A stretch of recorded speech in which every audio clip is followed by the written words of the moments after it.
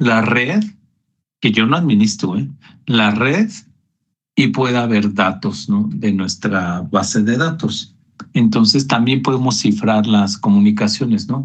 Decimos uno básico, inclusive hoy en día, las comunicaciones, o si ustedes entran a un portal o a una página, pues sabemos que está cifrada, ¿no? Porque tiene un HTTPS, ¿no?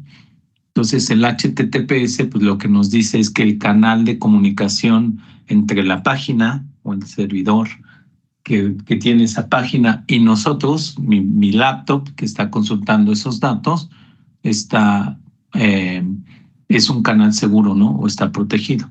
Entonces, ese sería en encripción o cifrado durante la transmisión.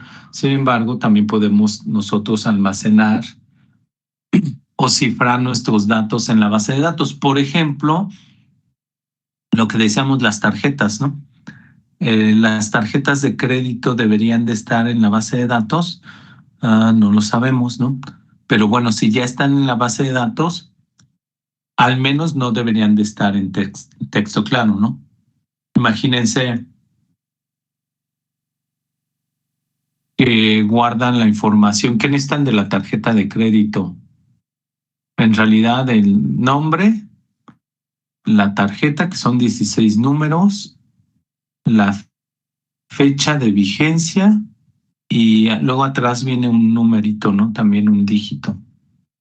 Entonces, si nosotros estuviéramos pidiendo datos y guardando esos datos, seguramente caen en una base de datos. La pregunta es, ¿cómo están almacenados en esa base de datos y quién tiene acceso? Si los ciframos, claro, cifrar no nos garantiza que no se pierdan datos.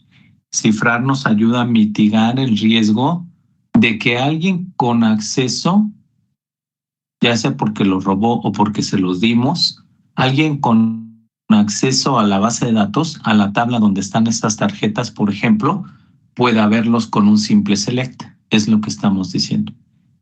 Entonces, pues no quiero hacer en select, o alguien tiene acceso para hacer en select, más bien, pero no puede ver los datos porque están cifrados, ¿no? Acuérdense, el cifrado de datos es, al final para nosotros se traduce en una serie de garabatitos, ¿no?, que vemos que están ahí almacenados, ¿no?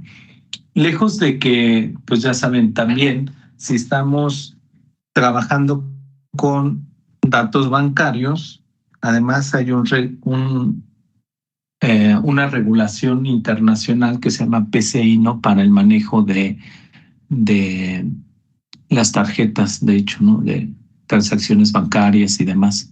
Entonces hay que cumplir también esas normas y estándares. Pero sería un ejemplo para permitir que los usuarios solamente vean lo que tienen que ver, ¿no? Otra parte importante de esta triada es la integridad. Asegurar que los datos que contiene o que están en nuestra base de datos son válidos. Entonces, ok, nadie me está robando datos, nadie está viendo los datos que no debe de ver, pero ahora, ¿cómo sé que los datos que estamos guardando son los que se deberían de guardar? Entonces dice, los datos son protegidos del borrado, corrupción, tanto en la base de datos como en la transmisión, ¿no? Uno de los huecos de seguridad, decíamos, a veces no nos quieren robar los datos, simplemente los modifican, ¿no? Les cambian algún dato. Y vean que si yo fuera un programador malicioso, no estoy diciendo que lo sean,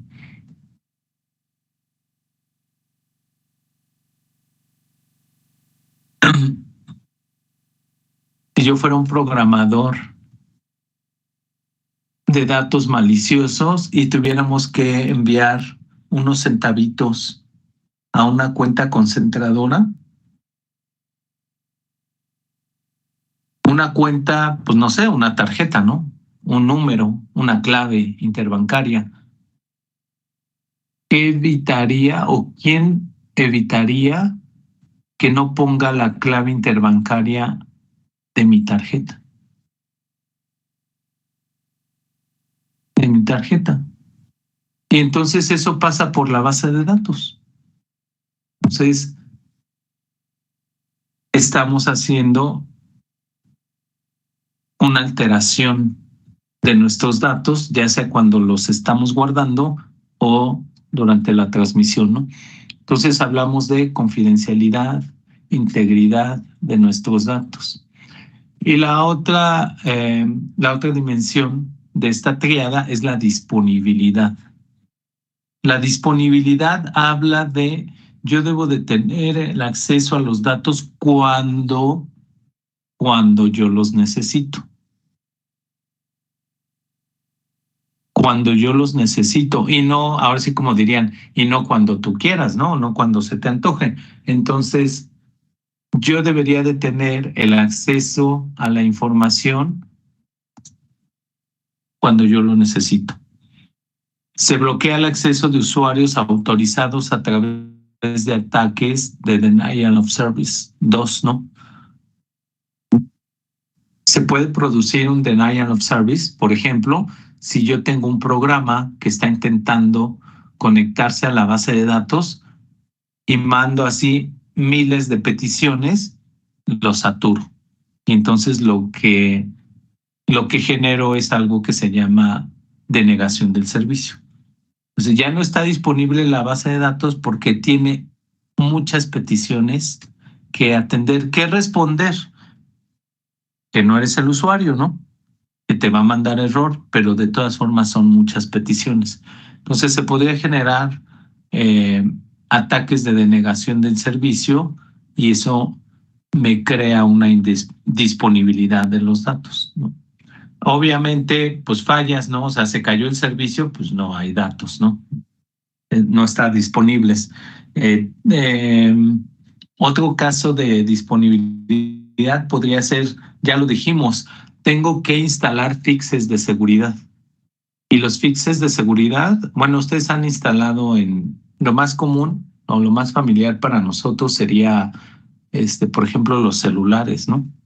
Ya ven que en los celulares les dice, hay una nueva versión, ¿no? Actualiza la nueva versión del sistema operativo. Muchas de esas actualizaciones, que son fixes, ya dijimos, de seguridad, muchas de esas actualizaciones les piden reiniciar. Cuando nosotros reiniciamos nuestra base de datos o cuando aplicamos un fix, pues al final la base de datos no está disponible. Pueden ser segundos, pueden ser minutos. A lo mejor alguien dirá, bueno, pues no es mucho, ¿no? O sea, pues lo tengo que reiniciar. Está bien. Lo que estamos diciendo es que estamos generando una interrupción del servicio momentáneo, pero se está generando, ¿ok?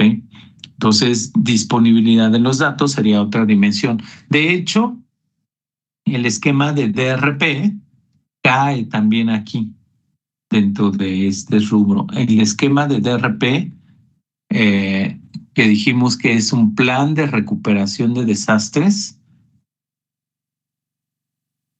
es un tema de disponibilidad. O sea, falla un data center, falla una ubicación, instalaciones, un edificio, una computadora, fallaron y me conecto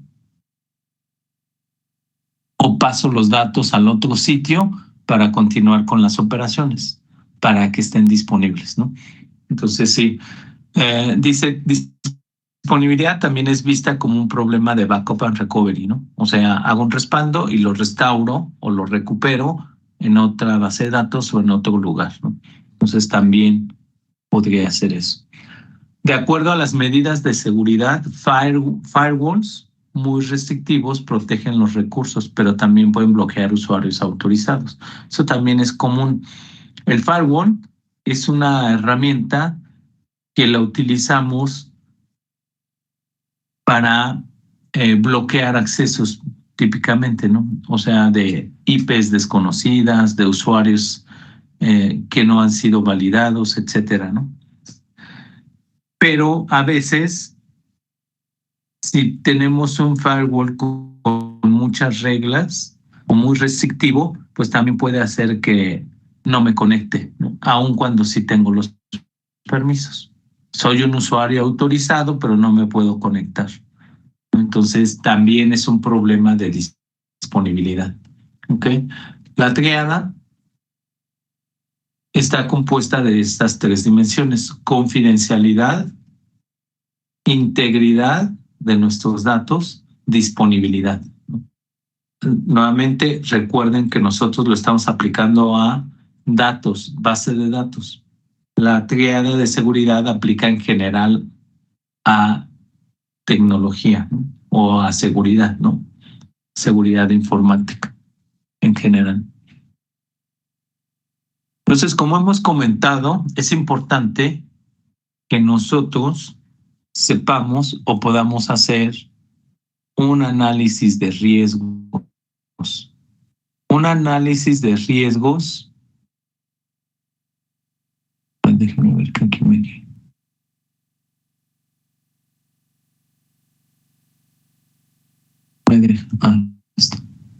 Un análisis de riesgos para saber qué es lo que está pasando en nuestra base de datos.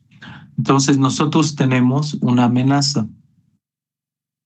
Es más, dirían, siempre va a haber amenazas. Siempre tenemos amenazas. Estas amenazas nos pueden generar un ataque para aprovechar una vulnerabilidad. ¿Qué es una vulnerabilidad? Algo que yo ya sé que no está controlado, algo que yo ya sé que soy vulnerable, que me puede generar algún daño. ¿Ok? Entonces, dirían en mi pueblo, si se junta el hambre con las ganas de comer, pues es cuando ocurre una afectación. Entonces, yo tengo una vulnerabilidad en mi base de datos y alguien o algo nos amenaza, aprovecha esa vulnerabilidad y me genera un daño. Para mitigar eso, lo que definimos es un control. ¿Qué es un control? Es una serie de acciones que me van a ayudar a mitigar el impacto que yo podría tener si es que una vulnerabilidad o una amenaza se materializa. Si es que un riesgo se materializa, el control me podría ayudar a mitigar. ¿Mitigar qué quiere decir? Que me va a ayudar a disminuir el impacto o el daño que podría tener. Por ejemplo, yo podría decir lo que comentábamos ahorita. Yo tengo todos mis usuarios son superusuarios, ¿no? O sea, tienen el rol de SA, de superusuario, de root. Yo sé que está así. Es una vulnerabilidad. Diríamos, si nadie utilice o aproveche esa vulnerabilidad, pues no he tenido ningún daño, ¿no? Hasta ahí estoy bien. No, ahora sí que tengo usuarios que aunque tienen privilegios de más, pues son bien portaditos, ¿no? Dirían, ¿no? No hacen daño, ¿ok? Pero podría tener una amenaza, ¿como cuál? Pues un usuario malintencionado, a un usuario le robaron su contraseña. Entonces, mi usuario bien portadito, resulta que, por cierto, ¿dónde ponen las contraseñas? Típicamente, ¿dónde las guardan? Pues ya ven que ahora tenemos contraseñas de todo. En el post-it. En un drive. En un drive ya se me fueron muy avanzados. Nosotros que somos de tecnología, pues sí, ¿no? O sea, como que dicen, oigan, ya aunque sea, dirían, pues ya aunque sea en un Excel protegido, ¿no? Ok, con contraseña, puede ser. Hay herramientas, ¿no? Que les manejan también estos contraseñas, porque acuérdense que ya manejamos contraseñas para todo, ¿no? O sea, para el banco, para la escuela, para, bueno, miles de contraseñas, para el correo, para entrar a la red, bueno. Esperemos que eso pronto se acabe. Que esa es la tendencia, ¿no? Que desaparezcan las contraseñas, pero mientras, quién sabe, ¿no? Dicen que para el 2030 ya no vamos a manejar contraseñas, ojalá. Entonces, sí, ¿no? Para el 2030. ¿Con qué se sustituiría? Lo que se está haciendo es sustituirlo con otros métodos de autenticación, generalmente huellas, ¿no? O biométricos, iris, reconocimiento facial, que también tienen sus vulnerabilidades, ¿no? Pero sí. Ok, gracias. Sí. Eso se está buscando, se está investigando todavía. Pero ya iban, ya hay muchas cosas, ¿no? Inclusive ya ven en el celular, bueno, algunos celulares ya no te piden para desbloquearlos, ¿no? O sea, es con el rostro o con tu huella y ya se desbloquea. Entonces ya no te pide una contraseña, que por un lado también está bien. Por ejemplo, en tarjetas, ya ven que tienen que, bueno, antes te firmábamos, ¿no? Bueno, todavía. Y ahora tienes un PIN, pero ahora ya están, ¿cómo se llaman estos lectores de proximidad, ¿no? Entonces ya nada más lo acercan a la tarjeta y ya te robaron todo tu dinero. Bueno, no es la idea, ¿verdad? Pero hacia allá va, ya están haciendo también algunas implementaciones de eso. Pero bueno, vulnerabilidades vamos a tener siempre. Cosas, dirían algunos, ven las vulnerabilidades como áreas de oportunidad, ¿no? O sea, cosas que yo sé que a lo mejor no están bien, pero pues así están. Es más, podríamos aplicar el de cuando yo llegué así estaba, ¿no? Sí, puede ser. Sin embargo, eso no nos quita que haya alguien o que exista alguien que podría aprovechar esa vulnerabilidad. Entonces, lo que más nos conviene es identificarlo y generar un control. ¿Para qué nos ayudan los controles? Nos ayudan básicamente en estos tres enfoques. Nos ayudan a prevenir, o sea, prevenir lo que nos está amenazando, ¿no? Nos ayudan a descubrir cuando ya nos están atacando. Y nos ayudan a proteger que la vulnerabilidad no se explote. Entonces, básicamente estamos hablando de controles preventivos, controles detectivos, descubre, y controles correctivos. Por ejemplo, decíamos de las contraseñas, ¿no? Imagínense la contraseña. Digo, nosotros que somos de tecnología, decíamos, pues vamos o buscamos así algo así súper sofisticado y demás. Pero imagínense la secretaria. O sea, no de manera peyorativa, sino alguien que a lo mejor no tiene la conciencia que nosotros tenemos para proteger los datos. Y es más, hay directores que le delegan sus cuentas o algunas actividades a sus asistentes. Y entonces dicen, ya después te hablan y, oye, mijito, no puedo entrar. Y le dices, a ver, vamos a entrar a la aplicación, que es la que tiene el acceso a la base de datos.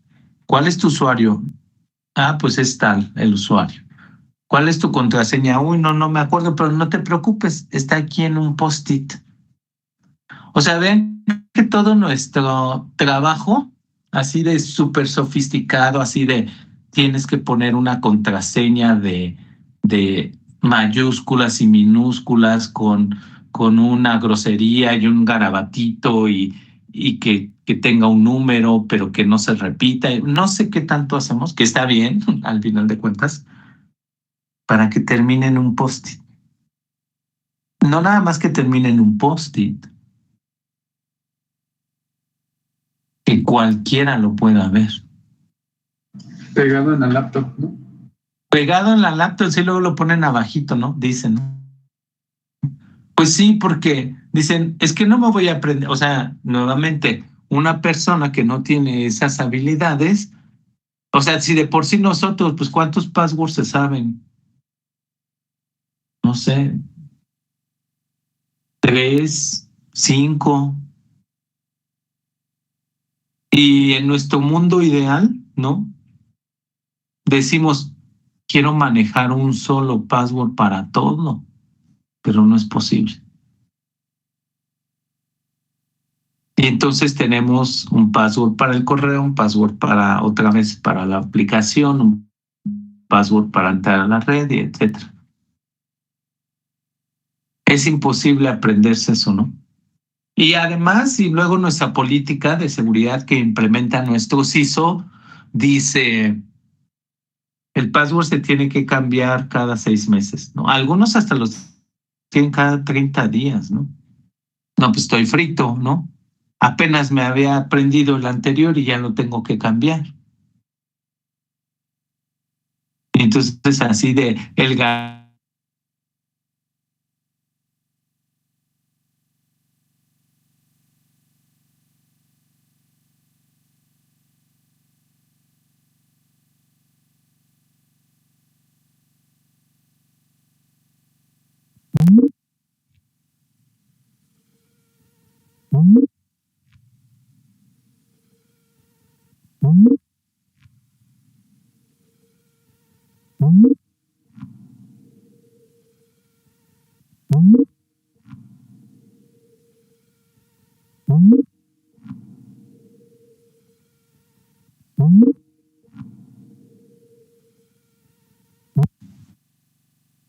les dicen,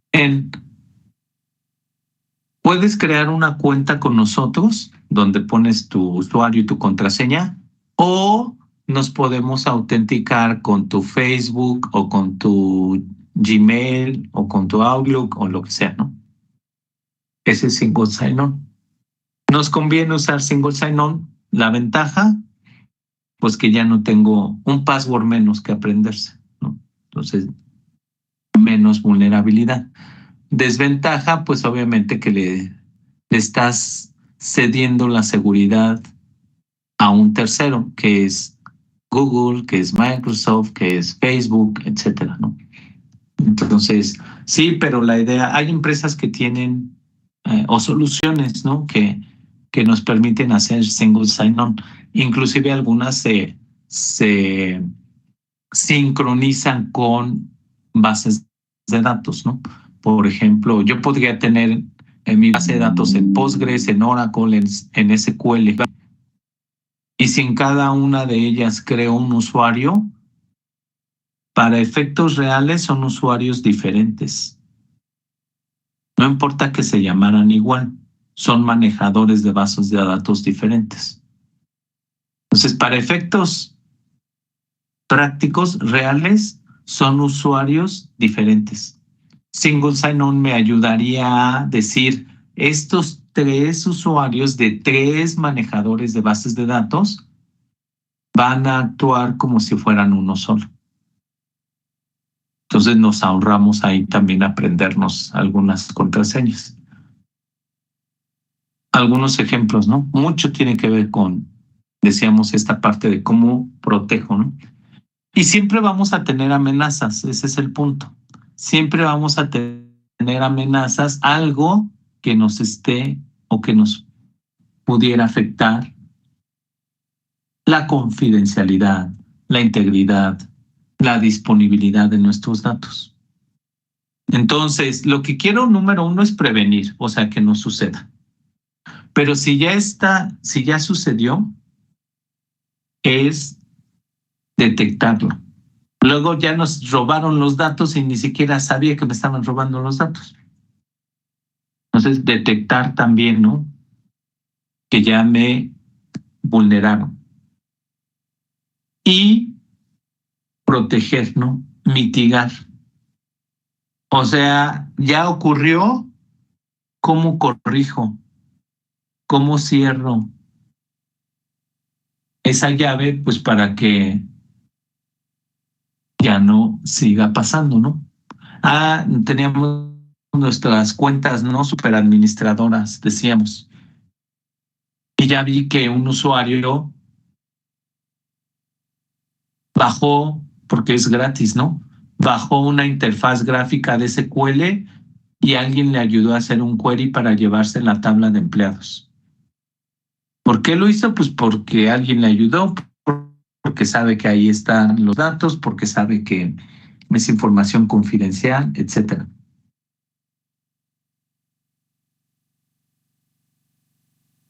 Ya ocurrió. ¿Cómo lo mitigo? ¿Cómo lo corrijo? Pues le quito los permisos, por ejemplo, ¿no? A lo mejor muy simple. Le quito los permisos, ya no se va a poder conectar. O ya no dejo que vea esa tabla, ¿no? Porque también puede ser de, oye, es que sí tengo que trabajar. Bueno, ok, pero tú no eres de recursos humanos, te quito ese permiso. Entonces, la idea del control es que lo podamos revisar, que nos ayude a mitigar riesgos. Cuando vamos a hacer una auditoría, en realidad,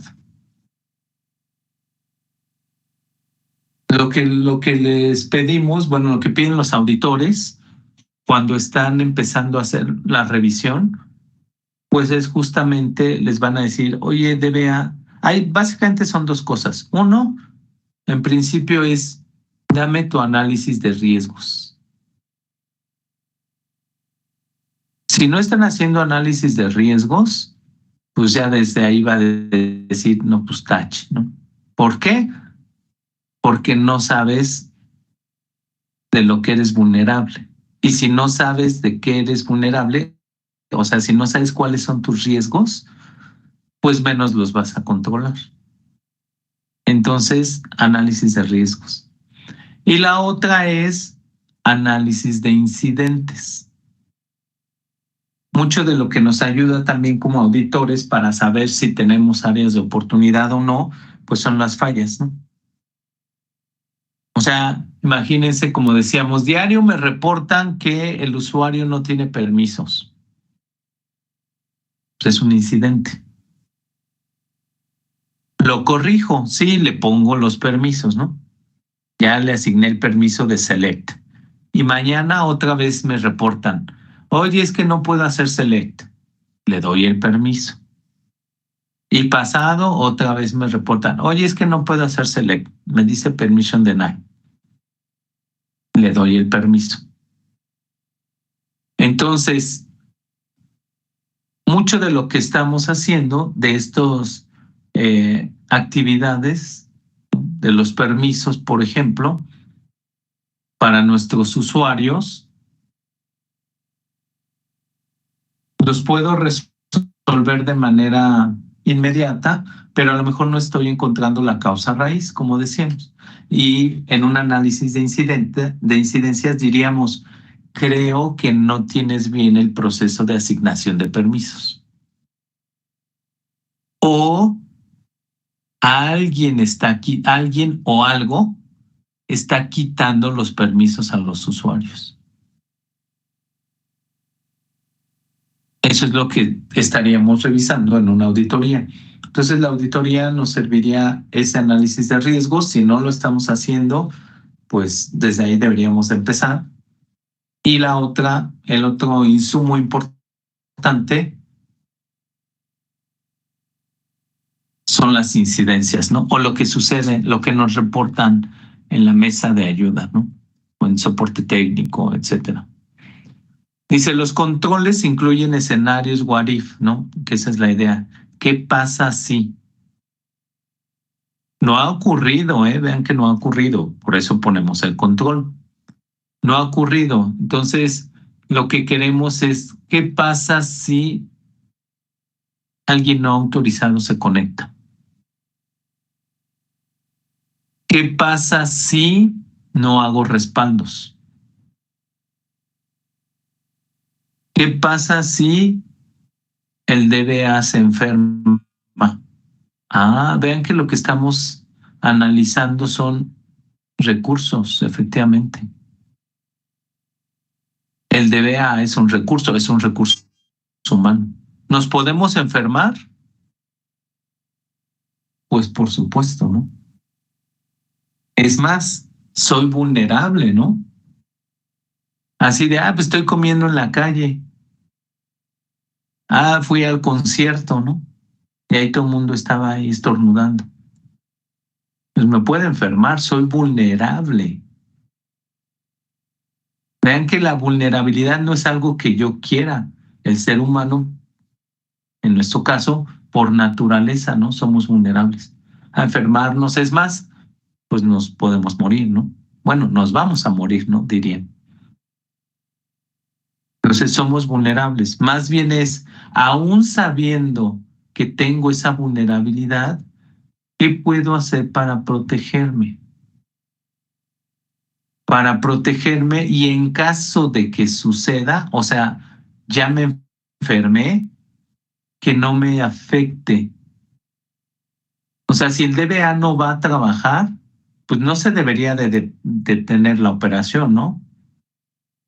O sea, la empresa sigue, los clientes siguen. ¿Puede fallar algo el día que se enfermó? Pues sí.